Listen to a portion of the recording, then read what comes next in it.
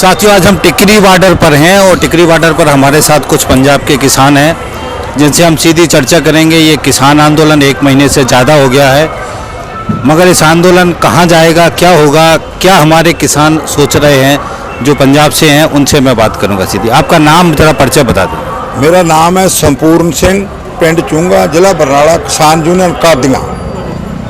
ये जो किसान आंदोलन चल रहा है 1 महीने से ऊपर हो गया, अभी तक कोई रास्ता समझ में नहीं आ रहा, क्या होगा, क्या सोचते हैं आप? देखो, 1 महीने से ज़्यादा तो हो गया टिकरी बार्डर पर। असी 27 तरीक ਨੂੰ हम इधर पहुँच गए, हम उस दिन के घर नहीं गए। 2 महीना पंजाब में रेलवे स्टेशनों पे चलता रहा, लेकिन आज जो स्टेप बाई स्टेप किसान गवर्नमेंट को मजबूर करते आ रहे हैं, गवर्नमेंट को ये गल समझनी चाहिए, जो चीज़ हमारे लिए अच्छी नहीं है हम वो नहीं लेना चाहते, गवर्नमेंट ज़बरदस्ती क्यों देना चाहती है। किसानों का जो एक ही बात था भी जो तिन्ने काले कानून है हमारे लिए अच्छे नहीं हैं, इसको 2 टुक फैसला है, इनको रद्द किया जाए, कैंसिल किया जाए। ये जो हमारी चुनी हुई सरकार है उसको ऐसे नहीं करना चाहिए। लोकतंत्र है तो लोगों की आवाज़ को सुनना चाहिए। अगर डिक्टेटरशिप है तो फिर भी ऐसे नहीं करते। जो चुनी हुई सरकार है, 1 महीने से ज़्यादा सड़कों पर लोग बैठे हैं, बार बार उनको बोल रहे हैं, बात कर रहे हैं, बात किस चीज़ की कर रहे हैं? सिर्फ 2 सीधी बात है, हमारे को चीज़ नहीं चाहिए। हम खाना खाते हैं, खाना खाते बोलते तो आपको चपाती सब्जी नहीं चाहिए, वो बोलते नहीं चाहिए। बात हमारे को 3 कानून नहीं चाहिए, इसमें हमारे बच्चों का भविष्य बिल्कुल तबाह हो जाएगा। एक ऐसी बात आपके जरिए से और कहनी चाहते हैं, जो किसान है, एक फाउंडेशन नहीं है, कल्ले किसान का नुकसान नहीं है, इसमें दुकानदार, व्यापारी, मजदूर, मुलाजम, खास करके जितनी भी चीज़ खरीदता है, चाहे वो गाउन वाला है, चाहे जुतियाँ गठने वाला है, चाहे सोने बनाने वाला है, चाहे साढ़े साथी वीर बार्डर पे ड्यूटी करते हैं, चाहे साढ़े MLA है, वो किस पर राज करेंगे? ये काले कानून सिर्फ कॉरपोरेट अदारियां खुश करने वास्ते साढ़े ਜਿਹੜੇ ਮਿਹਨਤਕਸ਼ लोग है, दिहाड़ीदार है, मजदूर है, उनका नुकसान कर रहे हैं। सिर्फ मोदी को राज मिल गया जल्दी, EVM मशीना राही उसको मान है भी मैनू लोगों की जरूरत ही नहीं, EVM मशीना मैं ला के जहाँ मर्जी राज कर लूँ। ऐसे नहीं होता। ये मोदी जी, आप अगर सच्ची गल है भी चाह बेचते थे, अगर आपको राज मिले तो बड़ी जल्दी मिल गया, आपको ऐसे नहीं करना चाहिए। जो किसान वीर, मजदूर वीर 1 महीने सड़कों पे बैठे हैं, इनकी बात सुन के इनका हल करो, जो इनकी समस्या सुनो। हाँ, एक बात और है, अडवानिया के घर में बच्चा पैदा हुआ तो एक खुसरिया की तरह जो हिजड़े किन्नर होते हैं उनकी तरह उनके घर में जाता है। जो तेरे भाई हरियाणा, राजस्थान, यूपी, कर्नाटका वो इतने बैठे हैं, उनकी बात क्यों नहीं सुन रहा? इस वास्ते असी अपील करते हैं, उनको किसानों की बात सुनकर इनका हल निकालना चाहिए। जो हमारे चीज़ फायदे की नहीं उसको रद्द करना चाहिए। उसको आपका अड़िया रवैया जो एक हट करी बैठा है वो नहीं करना चाहिए। इस वास्ते हमारी बेनती है, क्यों जो इधर वीर बैठे हैं आज 33 दिन हो गया है, उनको आपकी इनकी बात सुन के उसका हल करना चाहिए। उसमें उसका भी फ़ायदा है, साड़ी इंसानियत का भी फ़ायदा है, साढ़े देश का भी फ़ायदा है। इस वास्ते मैं आपका बहुत बहुत धन्यवाद करता हूं, जो आपके माध्यम से हम उन तक हमारी बात पहुँचाना चाहते हैं। मेरे आपसे 2-3 सवाल हैं। जी सर। एक तो ये बार ये सरकार ये कह रही है कि जो किसान हैं वो कन्फ्यूज हैं, उनको किसी ने कन्फ्यूज कर दिया है, उनको ये बात समझ में नहीं आ रही है कि इस कानून से बहुत सारे फ़ायदे होने वाले हैं। तो यहाँ जो बैठे किसान हैं, क्या ये कन्फ्यूज है, इनको ये समझ में आया कि कानून सही है या गलत है, या सरकार झूठ बोल रही है? देखो जी, हम किसान हैं, सीधी बात बताते हैं, हम किसी के कहने पर नहीं आए, एक बात। दूसरा, इतने किसी धर्म जाति की बात नहीं है, हमारे को पूरा ज्ञान है, सोझी है। हम आपको एक सीधी बात बताते हैं, बिहार में 2 MSP नहीं है, उधर जो झोना जहाँ गेहूँ कणक बेचते हैं उनका इस सीजन में 700 तो लेके 900 रुपए तक झोना बिका है। उधर इलेक्शन थी, इलेक्शन के बीच उन्होंने व्यापारियों, स्मगलरों ने राजनीतिक बंदियां ने उधर से झोना खरीद के पंजाब में बेचा है 1880 रुपये में। जो राज उधर 2006 से कानून लागू है उनका फायदा नहीं होया, जिनका फायदा होता उनको दे दे। हमारा इस कानून से साथ नुकसान है, इसलिए ना हम किसी कांग्रेस के कहने से आए हैं, ना असी अकाली दल के कहने से आए हैं, ना असी किसी बीजेपी के कहने से आए हैं। हम जिमीदार हैं। हाँ, किसान जो वीर आए इधर वो कली किसान यूनियन के कहने पे अपने आप सेल्फ मेड बिन किसी तो कहने तो इतनी 2 बंदे को ले 10 को ले गए लखा। हाँ, इस तो तक मजदूर दुकानदार आड़तगे अपने आप रहे, किसी कहने पर नहीं है। ये सरकार झूठ बोल रही है। बार बार ऐसे हथकंडे बरत के किसानों के आंदोलन को बदनाम नहीं करना चाहिए उनको। मेरा एक सवाल है, आप यहाँ रह रहे हैं इतने दिनों से, आपको यहाँ कोई परेशानी हो रही है कि आप यहाँ सड़क पर रह रहे हैं तो आपको क्या क्या दिक्कतें हो रही हैं? देखो, जो तो बात है दिक्कतों की, घर तो बाहर हर एक चीज़ दिक्कत होती है, मुसाफरी है। जिथे तक हमारे आंदोलन का सवाल है, हमारे बच्चों का सवाल है, हमारी जो आने वाली नस्लें उनका सवाल है, उसके लिए दर्द दुख तकलीफ कम है। सड़कों पे सोना, ठंडे पानी से नहाना, नीचे सोना, आप ही कपड़े धोने, आप ही खाना बनाना। ये जो टिकरी बार्डर पर है ना, इससे 2 चीज़ां सानू चंगियां लगियां। एक तो इत्थे किसी जात धर्म की लड़ाई नहीं, सब जाति एक था, मुसलमान ईसाई क्रिश्चन इकट्ठे खाना बनाते हैं, इकट्ठे खाते हैं। दूसरा, इस टिकरी बॉर्डर पर लंगर नहीं है ज़्यादा, सारे बंदे आप खाना बनाते हैं। उस तो बड़ी बात है जी पब्लिक है इतों की दिल्ली की जहाँ बैठे हैं, उनका हमारे को सहयोग है, पानी देते हैं, घरों में बाथरूम नहाने को देते हैं। इसलिए ये कल्ले पंजाब का नहीं है, हरियाणा का नहीं है, जहाँ कल्ली भारत का नहीं है। इस टाइम जो जन आंदोलन है पूरे विश्व का बन गया है। इसलिए तकलीफ सानू ता नहीं जो दिन चल रहे हैं। हमारे जो गुरु साहब है ना, गुरु गोबिंद सिंह जी, उनके 2 बच्चे इस हफ्ते में शहीद हुए हैं। उनके 80 साल की माता गुजर कौर जो शहीद हुए ने। इसलिए सर्दी सानू इसलिए नहीं लगती कि 80 साल की माता जो गुजर कौर ठंडे बुर्ज में बैठ सकते हैं, साढ़े जो साहिबजादे है वो ठंडिया कोठड़ियाँ बैठ सकते हैं। असी उन वाल देख के अपना ये संघर्ष लड़ रहे हैं। जो बंदा सिंह बहादुर साढ़े पिछले शहीद है, गुरु तेग बहादुर जी ने इसे दिल्ली में शीश दिया है किसी की तकलीफ बचाने के लिए, किसी का घर बचाने। आज असी अपने लिए नहीं लड़ रहे, साडा जो सिस्टम गलत है उसके बरखिलाफ साड़ी लड़ाई है। असी सिस्टम ठीक करना, मेरी पर्सनल लड़ाई नहीं है, मैनू पर्सनल तकलीफ नहीं है।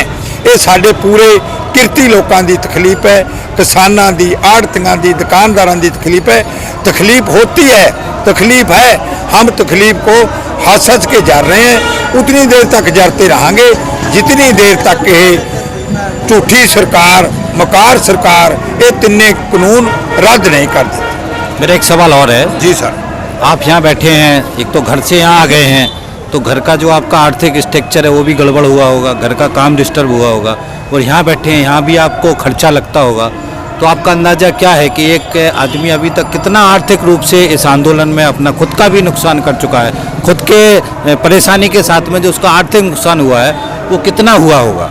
देखो, जो हमारा शारीरिक नुकसान होता है वो तो होता ही है।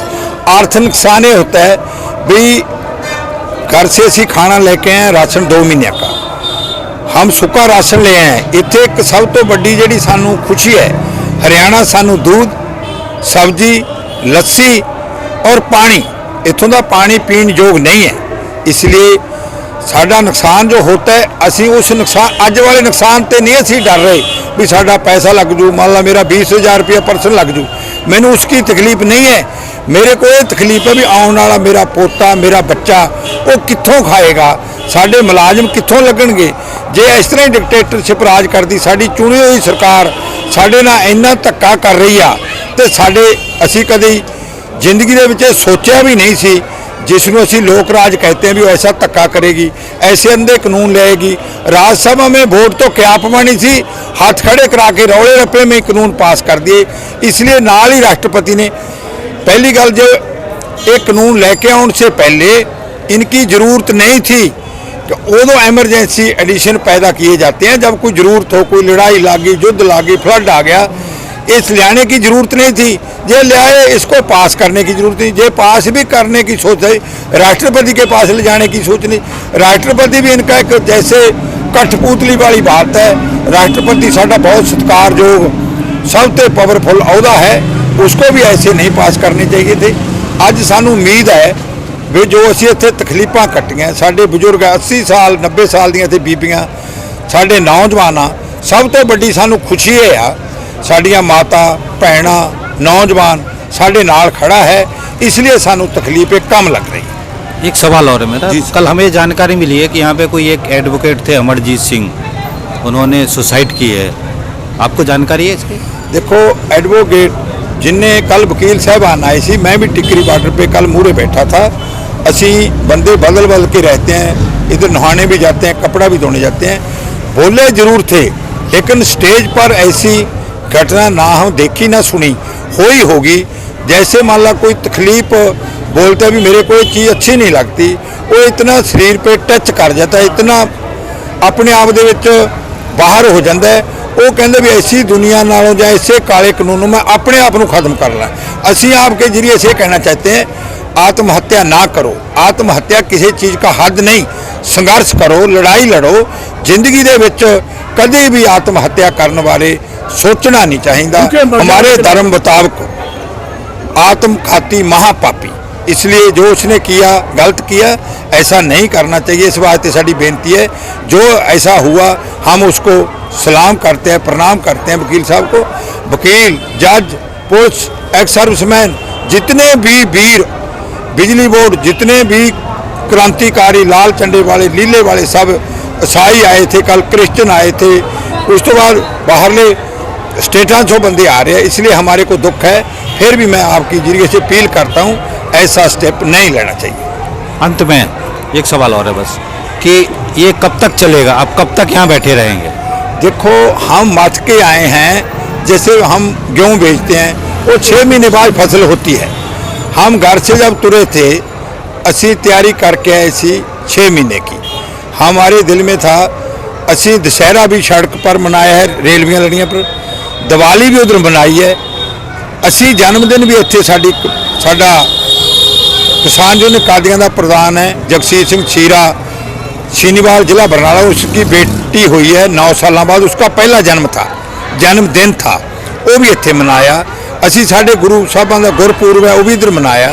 जे गौरमेंट दे कान बोली सरकार ना जागी, असी लोहड़ी भी इधर मनावांगे, विसाखी भी इधर मनावांगे। इत्थों तक भी 6 महीने साल रहना पड़े तो असी ये संघर्ष, ये युद्ध, ये जो हमारे बच्चों की लड़ाई है, लड़ती रहेंगे।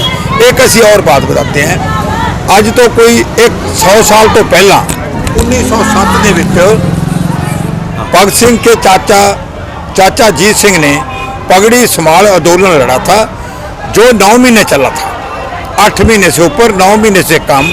इस वास्ते ये 100 साल वाला जो आंदोलन है, हमारे को इसको टाइम की नहीं परवाह। मैं घर से आया, मैं गया भी नहीं है, मेरे नाल दे दोस्त भी नहीं गए। हमारे कपड़े बदल लेते हैं, सामान ले लेते हैं, हमारे को समय की नहीं है, साल लगे 6 महीने लगे। हमारे को दुख है भी जो साड़ी चुनी हुई सरकार इन्ना धक्का कर सकती है। इत्थों साडे बच्चे, आने वाली नस्लें संघर्ष नहीं है, साडा स्कूल है, कॉलेज है, साड़ी आने वाली नस्ल तो सब सीखेगी। जे चाचा जीत सिंह 9 महीने और अंग्रेज सरकार के बरखिलाफ पगड़ी संभाल आंदोलन लड़ सकता है, असी उदू पिछे ना रहिए, असी उदू वध चढ़ लड़िए अपने बच्चों वास्ते। असी इत्थों जंग जित के जाइए, ये सरकार नूं भी समझाउणा चाहुंदे हैं, अपील भी करना चाहुंदे। असी कोई मिहनत नहीं कर रहे, असी कोई चेतावनी नहीं दे रहे। हाँ, असी स्टेप बाई स्टेप आ रहे हैं। अगर ना सुनिया, हो सकता है 26 जनवरी जो बनाएंगे, असी ट्रैक्टर ट्रालियाँ लैके उस 26 जनवरी में जाइए, जहाँ लाल किले वाल तुरीए। असी इदों जे ना तुरी कल नूं सरकार कोई, असी अगले स्टैप भी लेंदे रहांगे। असी एक गल असी जरूर कहने हैं, अज तक इस अंदोलन दे विच साडे नौजवान वीरां ने, साडे किसान यूनियन के नुमाइंदियां ने किसी का एक पत्ता का नुकसान नहीं करा। बिल्कुल अमन शांति अंदोलन चल रहा है। इन्ना अमन शांति अंदोलन तक अज तक चलिया नहीं, ना जात, ना धर्म, ना फिरका प्रस्ती, राजनीतिक तो दूर रह के ये अंदोलन रहेंगे, उतनी देर तक लड़ते रहेंगे जितनी देर तक ਅਸੀਂ ਇੱਥੋਂ ਜਿੱਤ ਕੇ ਨਹੀਂ ਜਾਂਦੇ, ਕਿਉਂਕਿ ਸਾਨੂੰ ਸਮਾਂ ਬਹੁਤ ਹੋ ਗਿਆ। ਜੇ ਇੱਥੋਂ ਅਸੀਂ ਹਾਰ ਕੇ ਜਾਂਦੇ ਆ, ਅਸੀਂ ਗਾਂਵ में ਸ਼ਹਿਰਾਂ 'ਚ ਘਰਾਂ 'ਚ ਕਿਵੇਂ ਵੜਾਂਗੇ? ਇਸ ਵਾਸਤੇ ਅਸੀਂ ਉਨੀ ਦੇਰ ਤੱਕ ਲੜਦੇ ਰਹਾਂਗੇ, ਜਾਂ ਤਾਂ ਸਾਡੀਆਂ ਇੱਥੋਂ ਡੈੱਡ ਬੋਡੀਆਂ ਜਾਣਗੀਆਂ ਜਾਂ ਅਸੀਂ ਸੰਘਰਸ਼ ਜਿੱਤ ਕੇ ਜਾਵਾਂਗੇ। बोले सोनिया। हमारा नाम है संपूर्ण सिंह, गांव है चुंगा, पोस्ट ऑफिस है सैना और तहसील है तपा, जिला है बरनाला, स्टेट पंजाब, किसान यूनियन कादियां। असी पंजाब के रहने वाले हैं। मेरा नाम है संपूर्ण सिंह चुंगा, जिला बरनाला। ये एक हमारे साथ में है किसान है, संपूर्ण सिंह जी नाम है इनका। तो ये पूरा इनका जो व्यवस्था है यहाँ पे कैसे रह रहे हैं ये हम आपके बीच में बताएंगे। इनका ट्राली है जो लेकर के आए हैं, आगे चलते हैं। ये खाना बनाने का व्यवस्था है साड़ी रहायश है और ये देखो ये कि गर्म पानी करने का है शायद। हाँ, गर्म पानी का गर्म पानी करने का मशीन है। टांगा इधर गर्म पानी पे इधर निकल जाता है गर्म, इसमें आग उगलती है, थोड़े पानी से लकड़ी से गर्म करते हैं। अच्छा अच्छा। और ये इनका रहने का व्यवस्था है। मैं चाहूँगा कि इसको थोड़ा सा रिकॉर्ड कर लें, अंदर का दिखाएं किस तरीके से है पूरा।